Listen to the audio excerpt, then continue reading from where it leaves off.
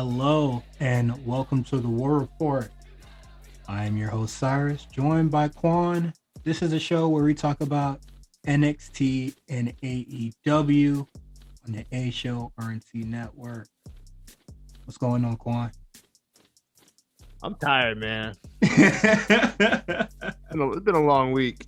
I would I guess I would say I'm on the opposite spectrum because this is the first time I had a Monday off in a Wednesday off in a really long time. Mm, So you work tomorrow? yes, back to the grind. Shit. But no, because normally when I get home from work, which would be like around like 7 or 8, I would take a nap before AEW starts, and same for NXT. If I work the Tuesday, but I'm good, man. I would say the only thing that's very unfortunate is that my barber apparently doesn't work Wednesdays, and I would have never known that because I always work Wednesdays. Yeah. Oh, that's the worst, bro. My barber just disappeared. If it makes you feel any better, I don't know where my barber went. That boy done moved out. That man going. He went back to Dominican Republic, low key. I think. I don't know where he's at, but That boy gone. he didn't give us no heads up or nothing. Because me and my boy, we all get our hair cut by the same dude, Mhm. and my boy was like, "Yo, Me Yeah, and what- my homeboys, homies from high school, we used to all get the same haircut by the same dude as well. His name is Red. Whenever I go to the barber shop, Red never there. I mm, go on Instagram, they get their hair cut by him, and I'm just like, what makes me different, bro? You know, we all cool. We all come into the barber shop he ducking you, together. boy. I was He just like, ducking you, damn, boy." you don't want my money like that. But it's been a relatively slow week in wrestling compared to last week, and it's a slow day in our lives. There is no birthday celebration. 4th of July was very regular. Nothing special Yeah. happened. Yeah, I didn't do nothing. Actually, just some filler talk. I would say that this year, more than any other year I've seen, maybe it's because I know a lot more dog owners now than ever, but I'm starting to see a lot of people just be anti fireworks. Well, look, you saw my take on Twitter about fireworks. I think that technology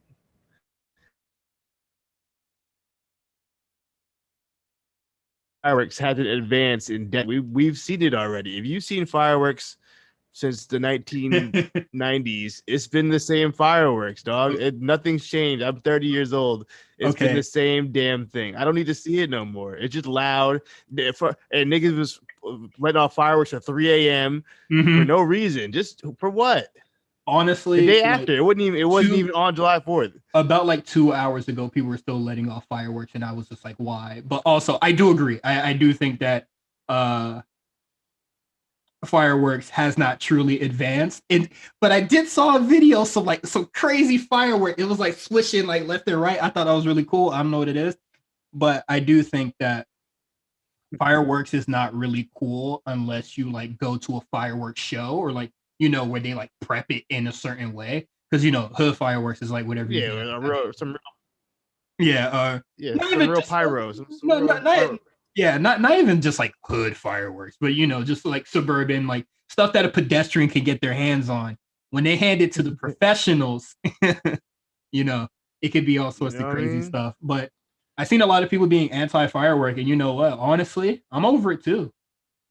Unless I'm at like Disney World or something, and they do the whole thing, like that's fine. But I'm over it, and I'm with you, dog Stop owners. lighting crack in the street, man. Mm-hmm. So with all that said, I hope everybody had a nice 4th of July weekend. But now we're gonna get to in the trenches. We didn't talk about it. I think we talked about it like briefly during the week. Vince kind of picking apart or just talent scouting on NXT. But I think how this like has been really taking shape is a lot of the dark matches that have been happening before Raw and NXT. I mean, So SmackDown. oh, I mean Raw. My fault. That's what I meant to say. Um, so according to PW Insider, Shotzi Blackheart, Tony Storm, Karrion Kross, and um Odyssey Jones, who Odyssey Jones. I'm not familiar with 205 guy. He's in the breakout tournament. He's the big boy. Oh, okay. Um, He's a real big boy. yeah, we'll talk about more of the competitors when we get to that part of the show. But yeah, they've all had untelevised dark matches to just kind of like strut their stuff. Shotzi Blackheart faced Tony Storm. Karrion Kross faced Cesaro, which is actually a match I think I would like to see, honestly. And then Odyssey Jones faced Robert Roode, which you put this on the dog, and I was just like, wait, Robert Roode is still there. Shout out to him for ducking the cuts. Shout out to Bobby. So we already seen what is it, Bronson Reed? It's clear as day. We saw Reed and Cross on. Yeah, you knew what it was when he lost that belt. We knew what it was. So nice to see him kind of just get called up on the first round pick or like the first round interview. So good for him. Yeah, right. And then we have the NXT talent show. There wasn't much other news, bro. Yeah, you put. I asked there wasn't you much news this week. I asked you to find stuff on the docket, and then I saw. That's the best I can do for you, bro. Nothing happened this week. I'm gonna keep it a stack. The NXT talent show. I should have looked this. I should have did this week. Quan feeding me bullshit to work with. Let's go, baby. So on a Wednesday afternoon, there was a NXT talent show where they did stuff from stand-up comedy. And this show was a mandatory to attend. What?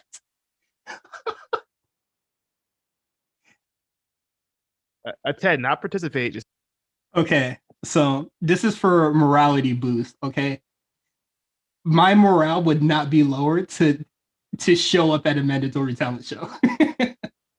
You don't have a choice, Cyrus. That's the whole point. It's mandatory. Look, I just want to know, who do you think was doing what?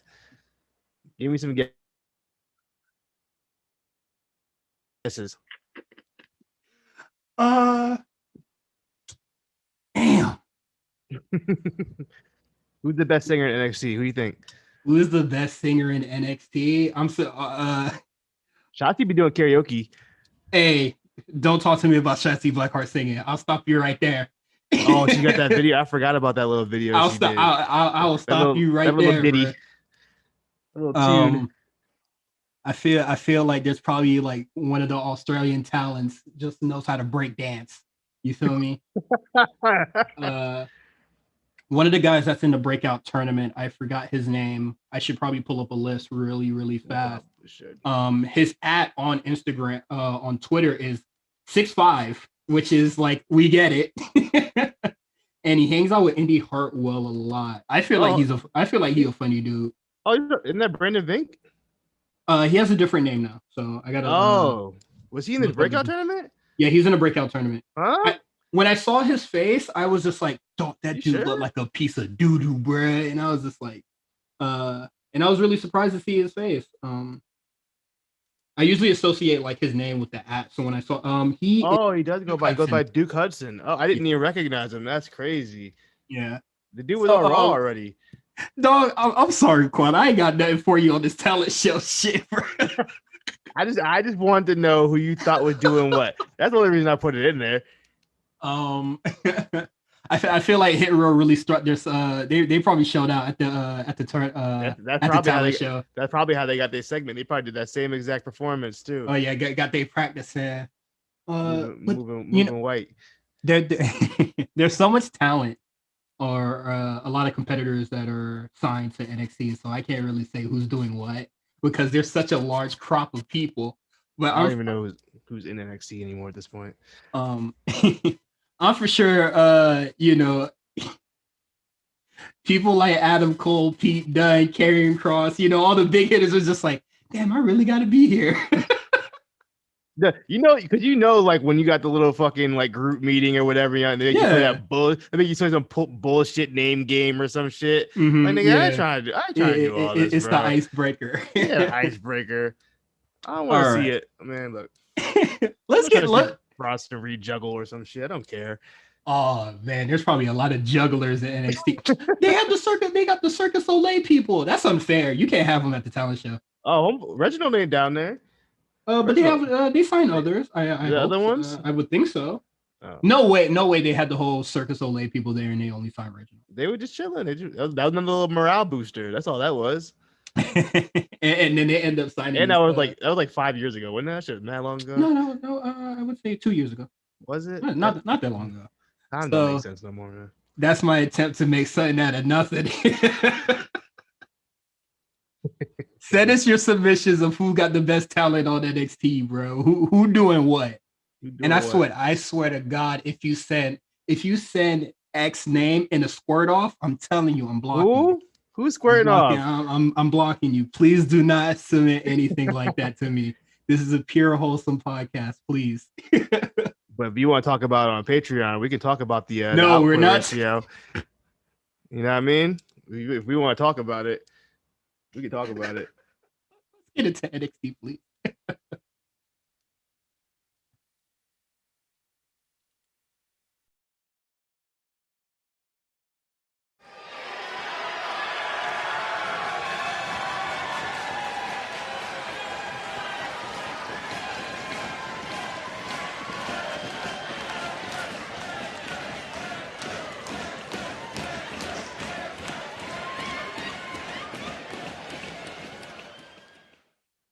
All right. After the disaster that was in the trenches,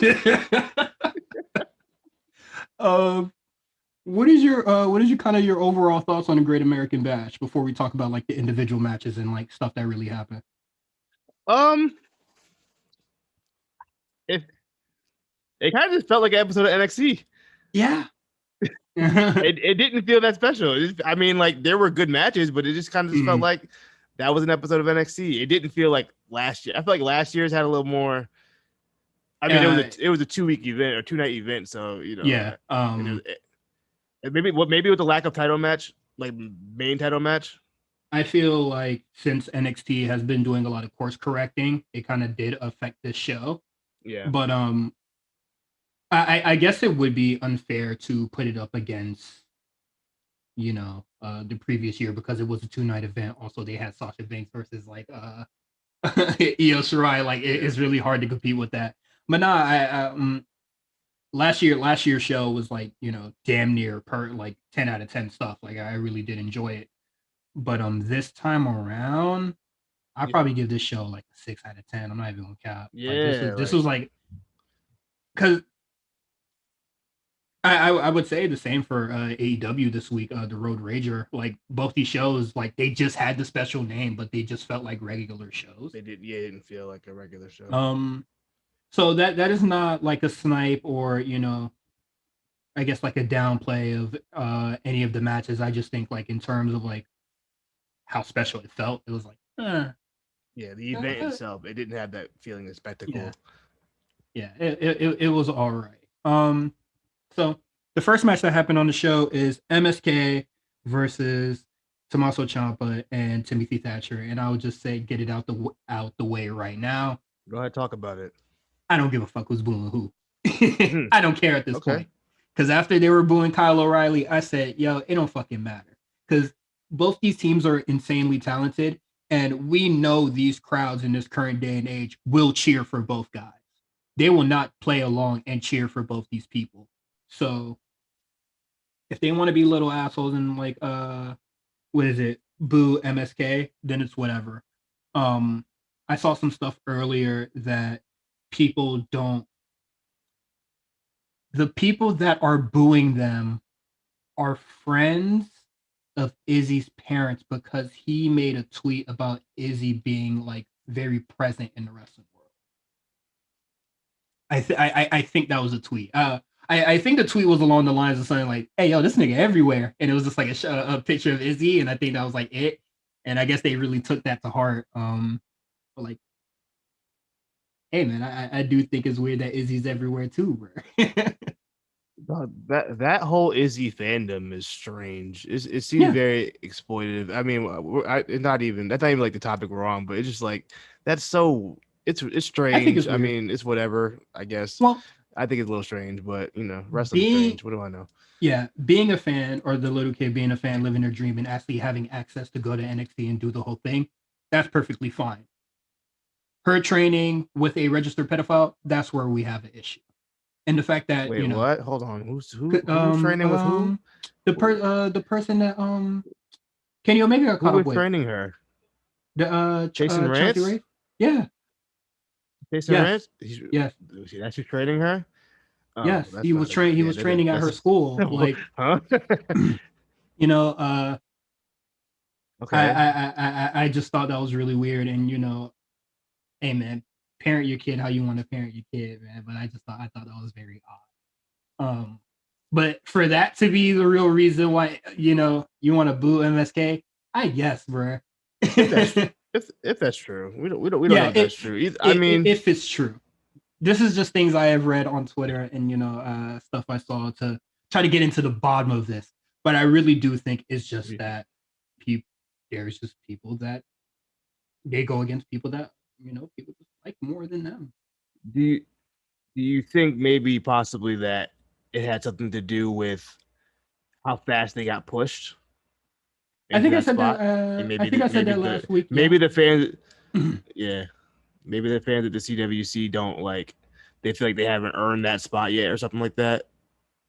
Hey man, they're I good. don't So know. fuck them. Look, Yeah. MSK hasn't really had a bad match since they Mhm. got there. They've been Exactly. keeping it stacked. And you say Their record's pretty strong. yeah, and you say they get pushed to the top, but every time you go on Twitter and you see people getting fantasy booked, they always have to have an undefeated streak. So it's just like, what do you really want from MSK? I think they're fun, they're goofy dudes. I don't think that segment last week did them any favors, but they still brought it in the ring No, this no, week. that didn't look good at all. Um, That match was fantastic. It was my favorite match out of the two shows. That was my favorite match out of the two mhm. shows. Yeah, this match is Including the fantastic. I main love event. MSK. No, I'm loving Yeah. with it. I'm fucking with it. I'm curious to see where Yeah, they go man. next. They'll probably go back to Tommaso Ciampa and Thatcher because the cradle finish that was a very definitive, you know. So Yeah, the maybe for a decisive win. takeover. Upper. Yeah. Uh, You okay. know what's funny? Nash. What's his name? Nash Carter. Carter Nash. Mhm. What the Nash hell's his Carter. name? Nash Carter. Yeah, Nash Carter. He had that. He had that like that crazy white boy energy. You know what I'm talking about? Like them real like when them crazy white boys just be doing wild shit. He ready to die for it. Yeah, ready to do whatever. You know what I Yeah, mean? and that's the kind of energy you need to I bring feel when that you energy face from off him. against Tommaso Ciampa and Thatcher. I'm Yeah, curious to see how this spins off and how MSK attitude like changes now that they've been kind of hardened a little bit after facing yeah. Tommaso Ciampa and Thatcher. So I'm ready to see the round two, and then we'll see where they go from there. Because if Thatcher and Ciampa don't win these belts, I'm kind of curious where they go after. What do they even do? You know what else I was thinking about too? What? Well, shout out to Brian Zane on YouTube because he brought it up a couple times when it comes to Okay. NXT, and I like watching his videos. But he talks about a spot that NXT does in their tag matches all the time, where someone has like the guy in a submission, and then the other two participants get like pushed into each Mm-hmm. other into the submission or the pinfall quite Yeah. often, and it's kind of I mean, it's becoming a little cliche. I need to like we slow saw it down. early. I hate that breakup spot. We saw it early on AEW. Did it happen Yeah, on AEW? yeah, it It happened did. on It did in AEW. the main Yeah, event. You're right. I, Yeah, I don't like that. I'm not the biggest fan of it either, but that and breaking up pinning predicaments, like where they just like dive in and break it up, like that happening more than 3 times. I'm just like, all right, bro, like you can't Yeah. keep doing. And the Bucks match, they do that shit a lot. So that's why I'm kind of like turned off by it. And But then you know what I do like though? I like one of my favorite spots is when the refs count to 3 and someone grabs the ref foot and like you Oh don't yeah, see it that's on the classic. I camera. love it. That's I love it. fire. I love it. I It works. love it. It pops me every time. I get It hyped. works every time. But another spot that is like becoming fairly more common in tag matches and multi-man tags is the okay, you go, all right, now you go, all right, now you go. And, just like the crash course thing, and then the person stands tall, and then the first person that was in the rotation like comes back or whatever shit. Like it happened in I think the earliest example I could think of, or the most recent example I could think of would be in the winner take all match at Takeover. Um, Mhm. Individuals just like kind of get themselves out of there and then Everybody, like set up for yeah, the next spot and then set up for like WWE is starting to do that a lot when they really didn't used to. I'm not a biggest fan of that. yeah, But it does mark like this is the halfway point of the match, or like the match is now gonna start like slowing down and wrapping up. yeah. So it's a mixed bag for me. But MSK retains. We'll see where they go from here. I definitely think this feud is going to continue because I don't think a match that ends with the cradle should be a blow off. Yeah, no, for sure. They gotta go again. Yeah. So there's that. I don't know. We have a new set of women's champions. And how do you feel about the match? Because I was just like, dog, what is this? The match was very whatever TV match for me. I was a little disappointed. I'm not gonna hold you. This was the this is like the 2K my 60 pick. Like this match kind of just happened. And Yeah, it was kind of just whatever. The lights go out, and then Tegan Knox returns. Cool. Why aren't you on SmackDown? that's what I was just about to ask them, what are you doing here? Um, Go somewhere else. well, my first two thoughts was, damn, y'all couldn't wait till the match was over. That too. And then, nigga, why aren't you on SmackDown? I don't want you here, bro. Like, I love you, Yeah, but like, I you love gotta, to. like, Yeah, you you gotta gotta leave it go home. up, honey. Yeah, They need you up there. Like, the open Money in the Bank spot waiting for you right now. Nobody else can even take it. I'm saying, um, like we love Tegan Knox here is great, but like, why aren't you on SmackDown, bro? So we're gonna see Tegan Knox and Candice LeRae fight it out. Dog, I don't even remember where they last left off. It's been so long since Tegan got hurt. I couldn't even tell you. Like, I like, did Candice attack the knee or something? Like, what was the last thing that happened? I genuinely don't remember. I don't remember the last time Tegan was on TV. So I don't. It has to be Like, over. I don't remember the last time she was like, they did the thing to take her off TV. Yeah, that's what I'm saying. Like, I was about to I was gonna talk to I was thinking about like talking to Novak earlier and being like, oh, when was like what was the thing that got her written off TV? And like I genuinely don't remember. I don't recall at all. Why aren't you on SmackDown, girl? And then now we have Io Shirai and Zoe Stark Your girl. as our champion, and it makes no fucking sense, man. NXT really had a really good hold of the women's division stuff.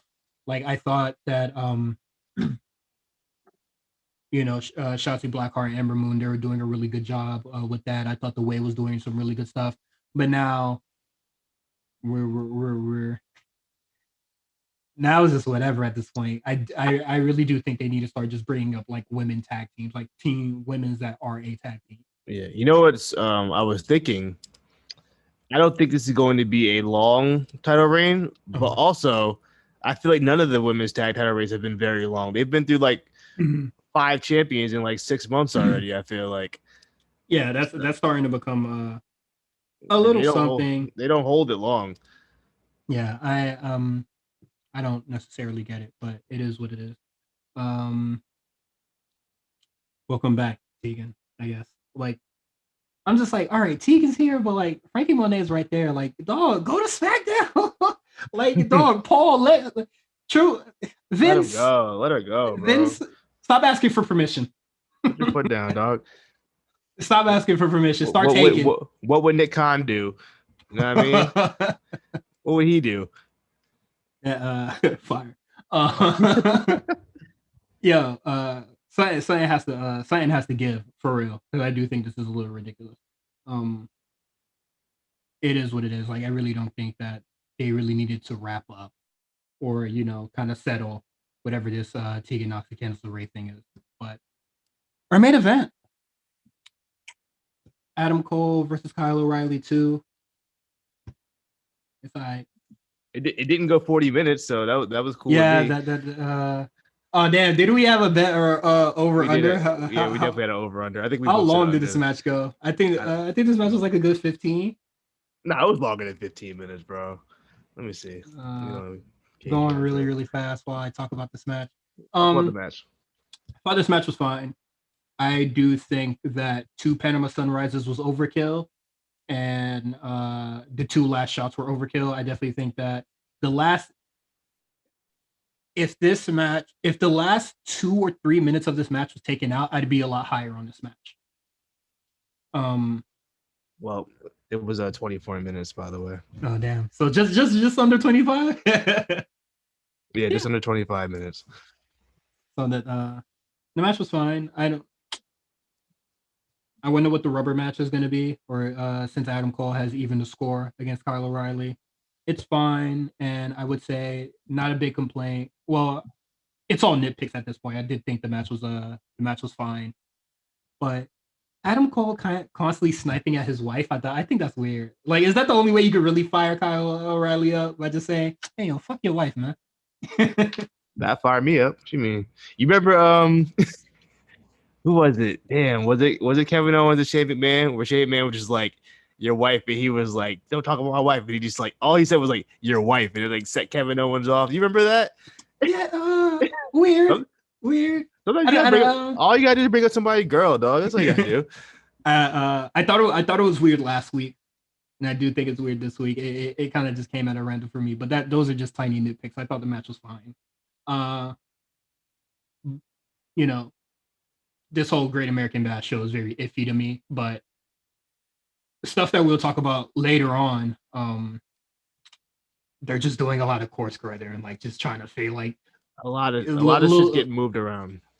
There, a little scramble, you know, a little bit of straightening. Yeah, we're back in that NXT period where the starts getting a little funky, but which is crazy because I feel like they finally got in their stride and set up their whole right. their alignment, and it's about to get all fucked up again in like a month. Insanity. But let's get into these quick hits real quick. We have the breakout tournament competitors. Trey Baxter, who we saw earlier, and shout out to Carlos, called him Budget Murphy. Carmelo Hay, that he's definitely my pick to go for it all. Andre Chase, Josh Briggs, Joe Gracie, Odyssey Jones, Duke Hudson, and then Akeem Anjiro. How do you pronounce? Ikimanjiro. Oh, okay. Yeah. So we'll see how it goes. I wish I had more details about these guys, but I just don't watch indie wrestling anymore. I don't know who these people are. I am not familiar with a lot of these guys. I've heard Joe Gacy's name before. I have heard that name before. I've heard that name before. I heard Josh Briggs before, but I didn't like the matches that he was in, so it doesn't matter to me. Besides that, I don't know. I don't really know much about. We've seen Ikimanjiro a little bit. He's usually on 205 Live, but I think he's had a couple of matches on NXT so far. And we've seen Trey Baxter and Carmelo Hay versus Shida. That's nice. Starts next week. Yeah, starts next week. Let's see where it goes. I think they should do a women's breakout, don't you? They should. They have enough women just chilling in the back. Yeah, very, very odd. Yeah, they probably should. Like, probably later in the year. I don't know. They should. They got a lot of women. Yeah, they really should. What else we got? So Tony Storm said, "Yeah, I ain't wrestling Saray, bro. I'm going to SmackDown." Hopefully, I think they're just stalling it out, and they'll probably just have a match next week. They'll have a match. It'll probably be Tony's farewell. Please. Well, shit. Something got to give, bro. Yeah, I think NXT doesn't really need Tony at this point. I mean, as harsh as that sounds, like I think let's rephrase it. The main roster needs Tony Storm. Yeah, the main roster needs Tony Yeah, Storm. let's That's a much rephrase that. better. I do think like the main roster needs a lot of these NXT women. Like they absolutely do. Okay. So I didn't want to talk about it. We'll talk about it. Let's talk about it. The Hit Row Cypher. Mm. I'll let you start. All right. Quick bars review. B-Fab. I couldn't really understand her. I'm gonna be honest. Her microphone work wasn't the best. I don't really know what she was talking about. She had a little choreography with it though, so I couldn't be too mad at it. Mm-hmm.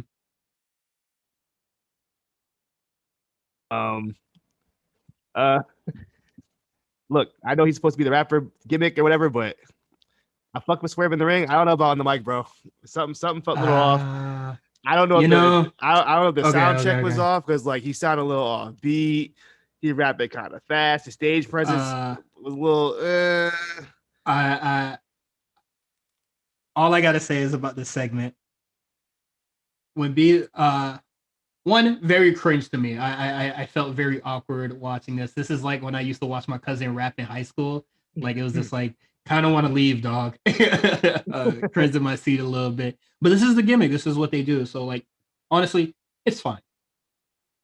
B-Fab, bars. Yeah, they're not rappers, man. So and freestyling is hard, especially on live television. I know the nerves was going crazy with all that.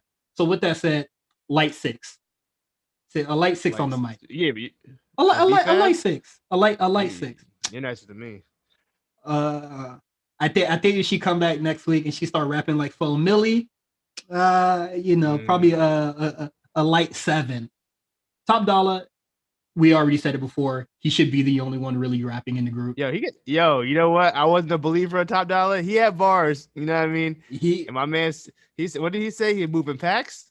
Yeah, he had me once. He said everything he said after that was just icing on the cake. As soon as he said he moving packs on NXT TV, I said, "Yeah, that's my guy." He said he was moving packs. You tweeted it in 30 seconds, and then you messaged me all in a minute. That's how hype you was. One of the funniest screenshot is me scrolling, seeing that tweet, and then your text coming up. Yeah, I saw that in the group chat. I was crying. All in like 40 seconds. I ain't gonna lie to you. I was a little high last night when I was watching it, so I was my god! I was looking down at my phone, lighting up to endure. I lighting that cross pack, and I was looking at my phone. And I heard somebody say, "I said, did you just say moving packs?" And I got a little excited, so I had to hit you up. Like, did you hear what I heard? I just wanted to confirm that we heard the same thing on NXT TV. Twitter erupted when he said that, so that's great. Adonis being behind the turntables, I thought that was really fine. Swerve, yeah.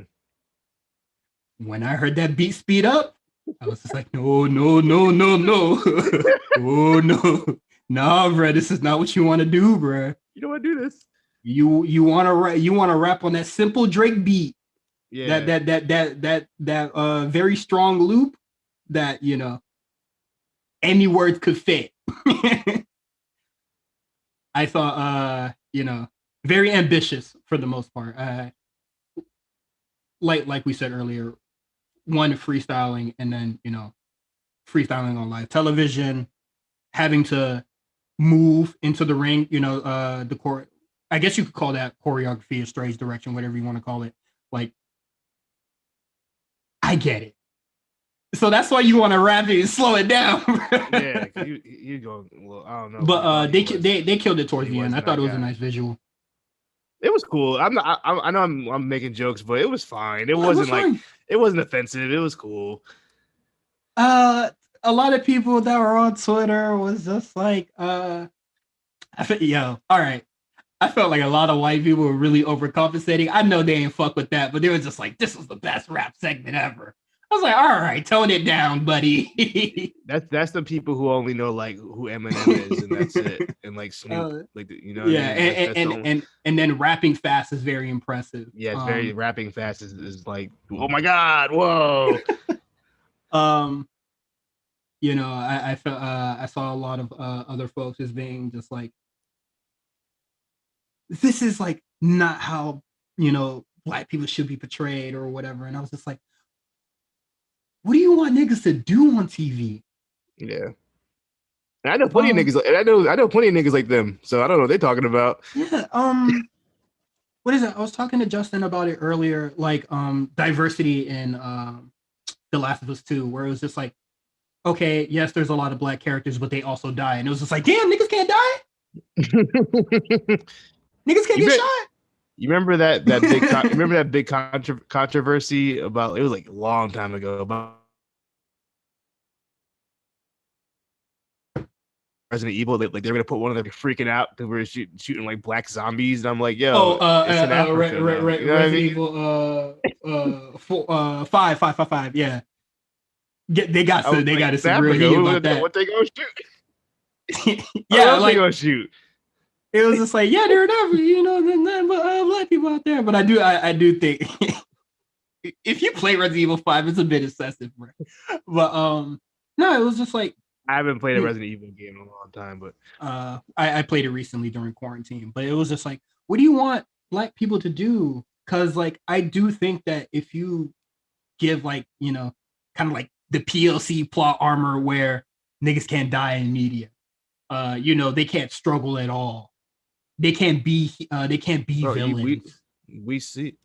Dog, we see it on Twitter every single time Naomi loses. I'm telling you, like wrestlers of color, I don't know why, like wrestlers of color are not allowed to have any hardships or losses in wrestling. It's the weirdest thing. It like, I do think that there's some conspiracy behind it or something. Yeah, there's like going to be a conspiracy behind it, but I'm telling you,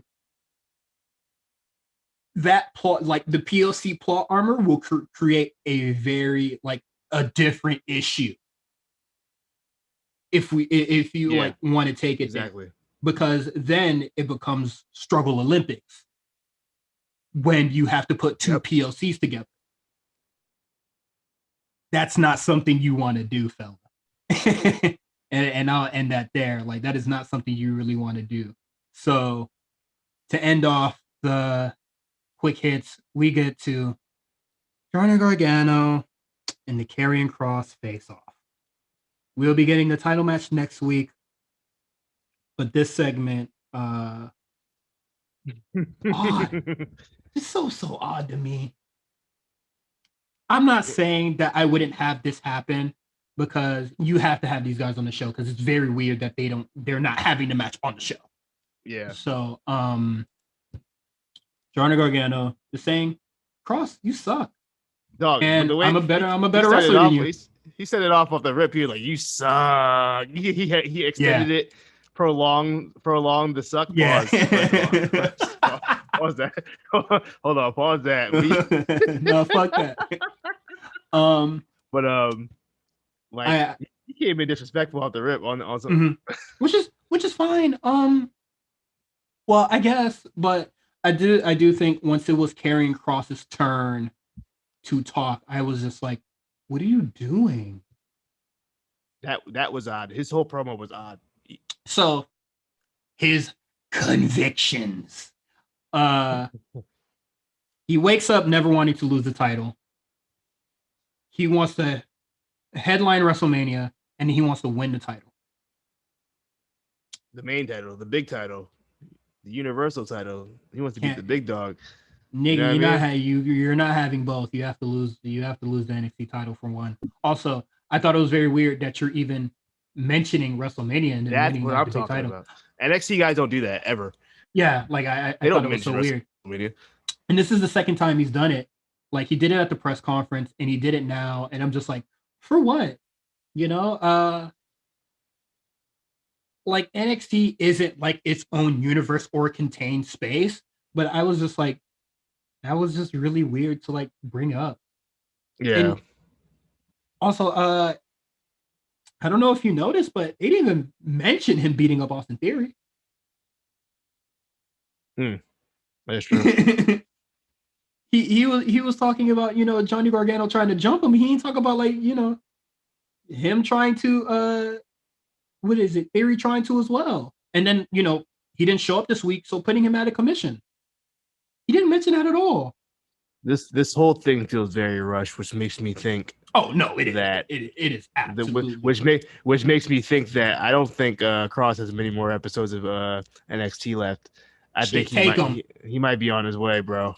Take him. What is it? Johnny Gargano being a 3-time NXT champion was not in the cards, or like something I would ever think that would happen. But shit, if it means getting Karrion Kross out of here, fuck it. That's fine by me. Yeah, and I'll say, you know, a lot of people wanted Karrion Kross to be like the shoe killer, whatever guy, and we're finally getting it, and y'all still don't like it. So he's not that guy. Shut the fuck. We'll see what happens. I'm here. We're hearing a lot of stuff about, you know, what's going on backstage, you know, rumors and stuff like that. I'm not sure if anything is concrete, but NXT is heading in a weird space, and I really don't think it's just because Vince is doing some talent scouting. So if he wants to take Cross, fuck it, take. It's going to be interesting next like 2 months for NXT, I think. We'll see what the fuck War Games look like, or Halloween Havoc. Yeah, I'm sure they'll have another special before that. I'm sure. Yeah, takeover. They'll do another. They'll probably have another takeover before that. They got that SummerSlam weekend. Oh, just to end off the segment. Karrion Kross trying to act hard and be like, man, we can handle this now, and then Joe stepping in. Come on, dog, you look like a hoe. Pussy. If you really wanted to get it cracking, yeah, I would have walked right through. I would have really walked right past Joe. Yeah, what Joe gonna do? What Joe gonna do? What Joe gonna do, bro? We'll see what NXT looks like in the next couple months. Shit, if Halloween Havoc ain't just PWG Mystery Vortex, swim good, bro. Also, I just remembered off the top of my head, Index is we're back and moving, bro. We're back in action, baby. I don't know what this means for the rest of the way, but hey, man, if this kind of gets Indy out of the way, so Tegan Knox and Candice LeRae can do their thing, so be it. That'll be it. That's fine. And then Indy and Dexter can do their thing. Low key, the way they're not like the way kind of feels like Inner Circle on AEW, where it's like kind of you can feel like a soft kind of split up, but not like maybe not fully. Well, like they're all just doing their things independently. Yeah, they're all doing their own kind of little thing independently. Yeah. And I think that's cool. And I would have thought it was cool for the Inner Circle, but we just seen them fighting the Pinnacle for 3 weeks now and have 2 blow-offs, and we're about to get our 3rd one. But yeah, that's NXT. And I think we can get it started on AEW. Road Rager in Miami, bro. Road Rager.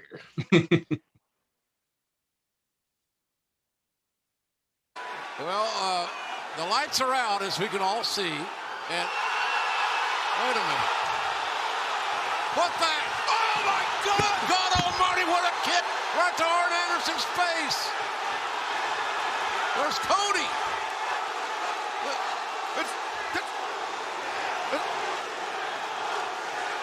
That is a man that I wrestled 15 years ago in Dusseldorf, Germany. That is Tommy End. But that man standing in the ring, that is not Tommy End.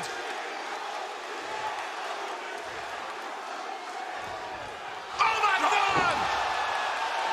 With that street shoe on right in the face of Cody, Tommy End, or whatever he's going to be called. That is Malakai Black. Oh, my God.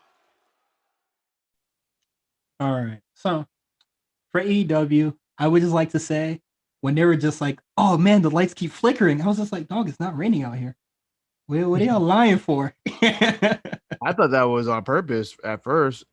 Yeah. I thought it was as well. But when it happened in the Cody match, I was just like, Niggas not raining. It's not raining downtown. It ain't raining here. The hurricane already blew. The tropical storm already blew over. So what y'all boys doing? Yeah. I don't know. Is that an old building? That's the old building, right? It's not. No. What is it? Games Night Center. Not an old building. So I was just like, I don't know who y'all boys fooling, but you ain't fooling this Miami native, baby. Yeah. So I guess let's just get it cracking. Malakai Black is all elite.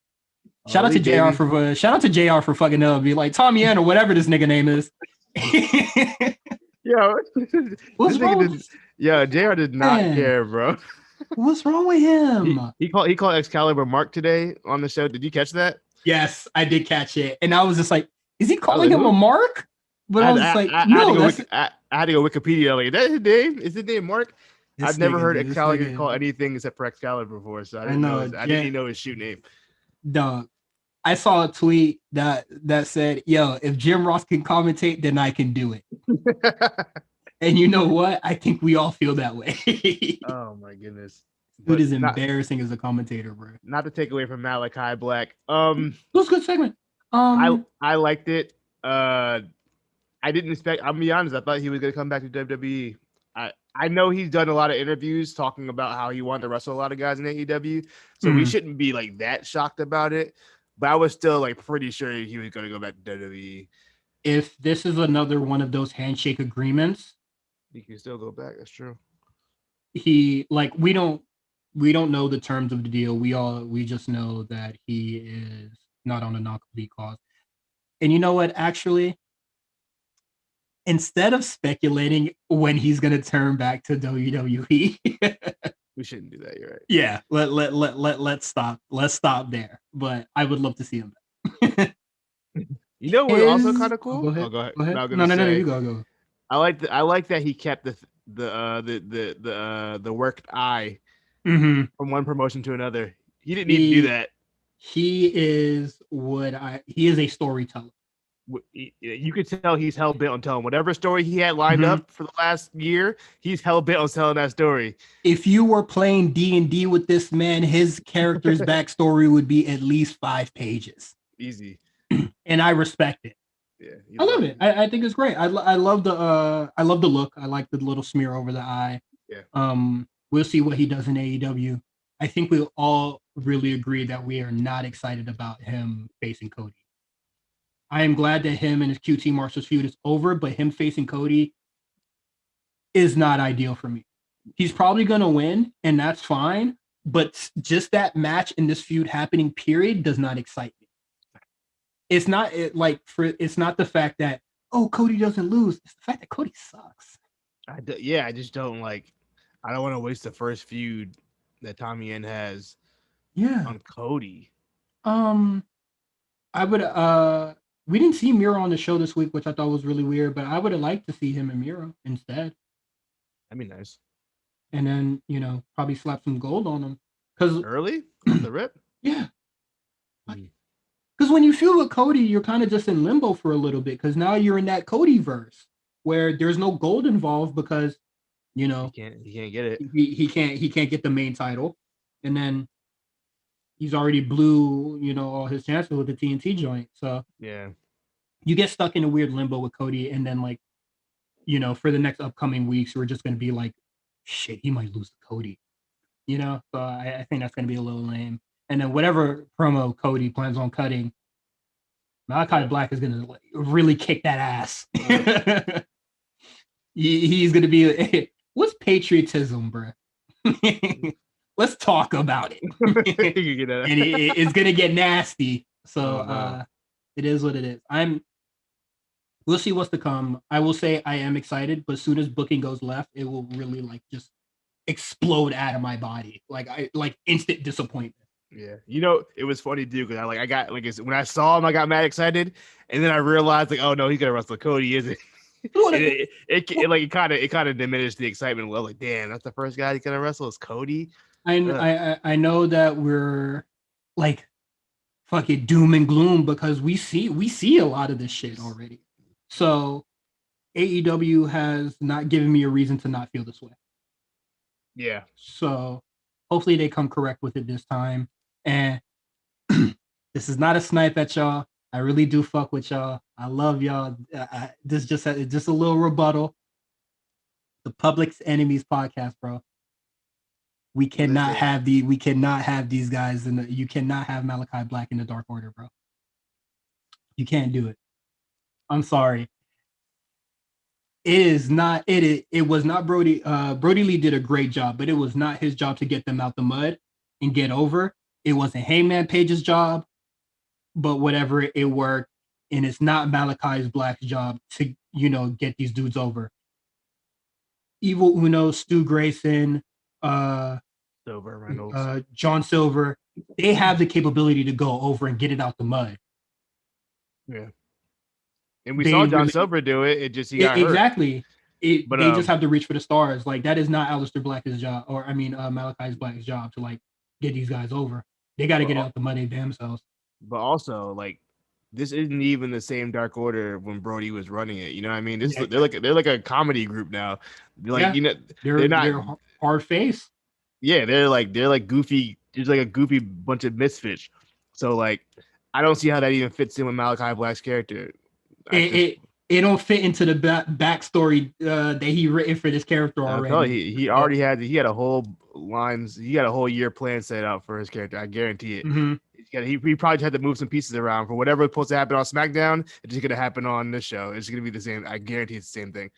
I'm gonna end it off with this. I think Aleister Black is a very creative individual. Yep.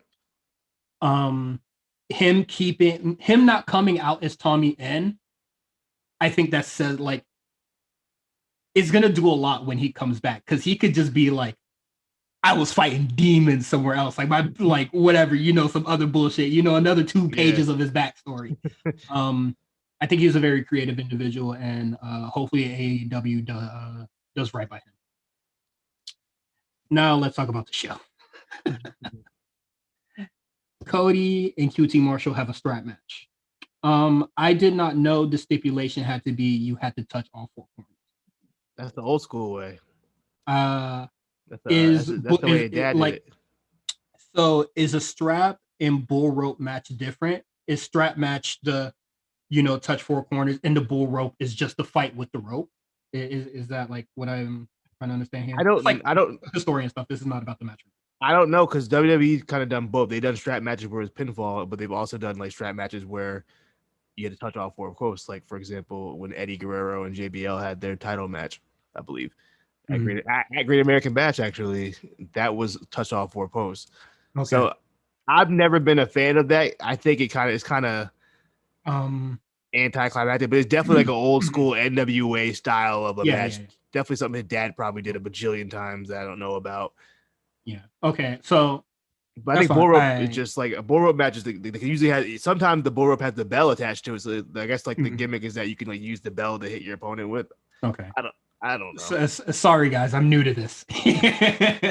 Some old wrestling shit. Yeah. I personally, I'm not the biggest fan of the 4 corner post, but if that's the old school thing, that's fine. That for the historians out there, for the NWA guys, I think that's fine if y'all really like that. I just do think when it comes time to where they touch all, like when they start touching posts, I definitely think it like takes the air out of the situation. And very early in the match is just like, he's gonna tug it. Yeah. So why are we like even like? I get that you're trying to win, like it's like in a ladder match where you're trying to like climb it early. Yeah. But like it's just like, y'all punch each other like twice. Why are you trying to hit all 4 posts? Whittle that man down real quick, man. Yeah, it's like that, and like last man standing matches. I feel the same way about. Mm-hmm. You can understand. Yeah. This match had all the Codyisms. We got a run in. We got blood. And we got him winning. the biggest Codyism. Yeah. So honestly, I would say I like this match a lot better than their regular match that they had at Revolution. Was it Full Gear? One of them shows, but Yeah, I Yeah, like it better than I the think first match. that's having that stipulation definitely helped it because I don't think a regular 1-on-1 match is gonna cut Mhm. it Or for QT Marshall. or like a first blood or whatever stupid stipulation. I thought this match was fine. I definitely think this is the best match they have had in their series of matches. And I think it's insane that Cody ends this feud being like 4-0. Yeah, he pretty much clean sweep them. Yeah, they got no dubs on them. Like that's crazy. They So got his brother. They got his brother, not even him. Mm-hmm. So we will see what happens with QT and his family later. Next match, we have FTR with Wardlow versus LAX and Hager with Conan present. This match was fine. I want to see LAX versus FTR. Like, I just want to see the plain match. Having Wardlow and Jake Hager there was just like, Did Jake Hager forget his gear? oh, it definitely seemed like it. I don't. Well, I would say no because I think they were all wearing jeans. Nah, I don't. I mean, the LAX was using that's a regular attire, unless you're trying to like just match up with them or something. I Yeah, don't know yeah, what, yeah, but yeah, I don't yeah. know. It seemed weird. And when I saw one of them, sorry, I forget which one's which. Ortiz is the taller one, right? Santana's the taller one. Okay. He looks good. Jr. point that out, and I was just like, hey, he do look different. He look like a lot more muscular. Good for him. He was wrestling in jeans, so I guess he just wanted a match with him. FTR gets the win here. It's very weird that the Pinnacle is kind of up 3 after losing the Stadium Stampede. Yeah, they won them all. They're winning all their rivalries here, so that's fine. I thought it was very dumb for Conan to hit Wardlow and to be like, "Ha ha!" I was like, "Oh, are you dumb?"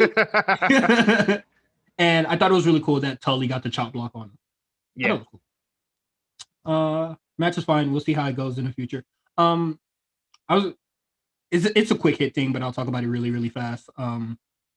Sean Spears kind of they're going back to him and Sammy Guevara now that Jericho is cleared to wrestle again, I guess.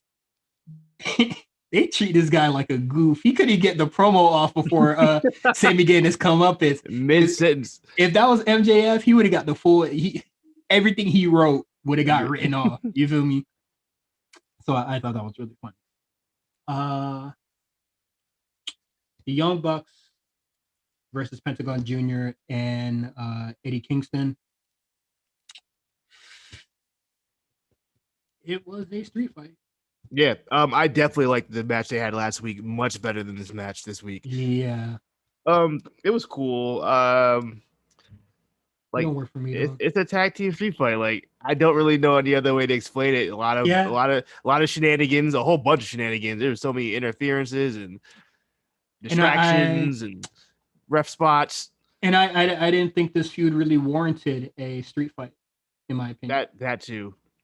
Well, I don't know because they've been beefing with Eddie for a minute. Pentagon's kind of the new kind of entrant into it. I don't know. I thought it was weird that it kind of just escalated to a street fight, especially like for a title match. I definitely would have asked for like the regular title match and not the street fight, but they might do it in reverse. You know, AEW is a little silly like that. I think they want is the first show a live crowd. Yeah. They want to give them something crazy to finish the night off with. Yeah, and that's fine. It's fine. Yeah. It is what it is. They retain the Bucks retain, and they look silly in shorts. Shorts. The jorts. I thought that was a little something, but yeah, that is it for AEW. We're gonna go into the quick hits really quick. Hangman Page and Kenny Omega is finally on. I can't wait. Goddamn time. I can't wait. I'm ready for this. Yeah, ready to see how it goes. Hey man, if Kenny Omega don't lose, man, I'm hitting the Drewski, bro. Hitting the Drewski, I might hit it with you. At this point, if he beats Hangman, they fucked all the way up. I don't care. I don't care if Malakai Black is next in that thing. I don't care if it's Christian's next up. I don't care if it's Andrade next up. it needs to be Hangman. He's over. He's still. I wasn't sure how over he's gonna be when they got back to the crowd. He's over. Yo, That boy's he over. has been doing bullshit for the past like 2 months now. He come to Miami and he's over as hell. Yeah. They chant his name. Off the Dog, rip. it's time, man. It's time. Yeah. It is absolutely time. Oh, we didn't even talk about like the crowd. How'd you feel about it? How do you feel about having a show with a live crowd, like full on? It never affected my enjoyment of AEW before. I would say like shows like SmackDown and Raw has definitely, like, without the crowd, is definitely been a hindrance on the show. Thank God that something's over. But like AEW is never like really, because they were the first, because AEW was the first to have like the fake crowd, so it was kind of like they never left. That is true. It is interesting hearing like people get chants during like promos and stuff, like when Don Callis was talking. Oh man, that whole promo before Evil Uno came out was absolutely terrible. And Kenny Omega ain't my champ. Getting cooked up by Evil Uno? Evil Uno. Not my guy, right? Roman would never. Roman is not letting that man speak to him. You're not coming in my ring, kidding me? He come up with the microphone, bro. Out of nowhere, Jey Uso doing a crossbody to him. Don't fucking speak to me, man. MJF and Jericho say a whole bunch of bullshit, and they're gonna have a match eventually. They were talking about Greek gods and stuff like that. I thought that was really corny. A fan tried to run in. We got shit rock too. I wish Jericho would have got him. I wish Jericho would have got him. If you're gonna run into the ring, don't run to where like the security are. I don't know. You didn't think that one through all the way. Yeah, and you should definitely should have ran up on MJF and not Jericho, dummy. Yeah, Jericho. he about that action. He'll do it. Yeah, so that nigga play hockey. Come on now. Yeah, so Jericho signed a contract, and they're gonna have a feud eventually. I mean, he has to go through the gauntlet of 4 people or something like that. Four matches of his choosing. Insanity, but I do like that he is referencing like, oh, this is what you did to John Moxley, and now you're gonna pay for your sins. Like, yeah, I like that sorry, got a text notification. I like that continuality. I thought that was very interesting. Carl Anderson versus John Moxley for the U.S. IWGP U.S. Championship. I do not care. I thought Carl was your boy.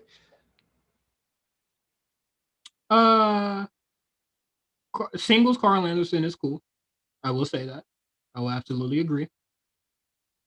But for John versus John Moxley, for the belt I don't care about, in the promotion in the promotion I currently don't care about, I think I'm good, boss. I'm gonna keep it a stack with you, bro. I completely forgot Moxley even still had that belt. I totally forgot. I think I've been very vocal about how I don't really care for New Japan currently, and I think it doesn't even exist. When I see people after the news today, the alert I got on my phone. Oh yeah, it might another state of emergency. Yeah, their days might be numbered over there. Stardom is the only promotion in Japan that exists to me. So whatever they have to do for that B show, whatever, that's fine. I truly don't really care for it. I hope the match is good. I'll say that. I hope so. So it is what it is. We have a intergender match. This happened after Malakai Black came out, so I was just like, why is the show still going on? Yeah. So we got Orange Cassidy, Chris Statlander versus Bunny and the Butcher. No, Blade. But he had the apron on. Butcher's the big guy. You know, when I was typing it out, I was just like, no, he has to be the Butcher because he had the apron on. So Butcher's the big guy. My bad, OG. Is he okay? He must be hurt, or either he's on tour with his band or he's hurt or something. Because on tour with his band, he has a band. I hope that's not the case. He has a band. He might be on tour. I don't know. I need you to tear it off on AEW. I do I like Butcher. I like Butcher's Yeah, Blade. cool. I think Butcher has one of the coolest looks in wrestling. He's like genuinely Oh, terrifying looking. them That man is terrifying. Which they is they they look like dudes you call on when you want the body gone. yeah, which is funny because like if you ever see like Butcher like talking like just his regular clothes, he's like the nicest guy. they got a sweetheart, bro. Like, what the fuck? I think his name was like Andy Williams on it. Yeah, he's the nicest name. So very talented dude. So hopefully he comes back soon. I really enjoy the stuff. This match is very whatever to me. Especially since this whole thing is kind of not like really going anywhere. This is the AEW Dark feud. This match is just happening to happen. Yeah. So it is what it is. I forgot to put it on the docket, but Britt Baker has a promo, and it is one of the most edgy, pure garbage, rambling shit ever. Hitting all the little bullet points, to get the crowd riled up. I saw a lot of people gassing this up, and I was just like, "Did you watch this in real time?" Yeah. Because this promo did not translate as well as that GIF you're looking at did. Yeah. Britt Baker seems to be very mad at Andrade for whatever reason. I guess. Oh, and Andrade had a match, I guess. We didn't even talk about that. We buried the lead. Whatever, the match happened. Same as Butcher, same as the intergender match that we saw. The match happened. Then she started like talking about how she's unhappy with Tony Khan and was just like, you're gonna like enjoy your blood money because he hired Andrade. Well, and then I don't know where that came from. And then AEW next week is going to be running out of Saudi Arabia. And I was what? What does Andrade have to do with that stuff? What does Tony Khan have to do with that stuff? Yeah, that was really that was weird, bro. I sort of like that promo was not good, and Reba's face during that whole thing was me. And when you have two people in the promo just going, "Nigga, what the fuck are you saying?" Yeah, it definitely translates. It was like edgy to be edgy. It was something like MJF would have did a year ago. Yeah, like why? So very puzzling. It was weird, and I don't get it. Like I understand that they like that shit, and that's fine. Taking the snipes and whatnot, but it just really felt like out of place. It was super forced. That one was forced. I don't care. I don't really care that much when it takes force. Like we're not saying this because we're like some WWE homers and like they don't pay us. I don't care what random. It was very forced. That was a very forced reference. Because she talks about how Reba got hurt, which is fine, and then like Nyla Rose is a menace to society. What is it? She won the match.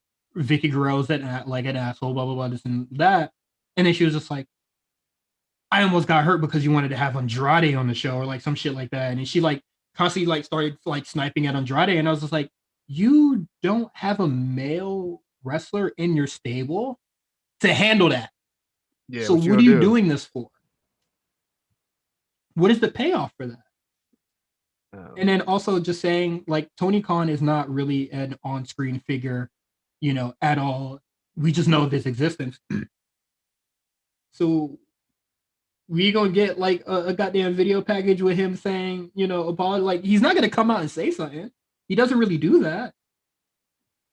So like, unless he's gonna do it, is it time for the debut of Mr. Khan? Oh Lord, are we here?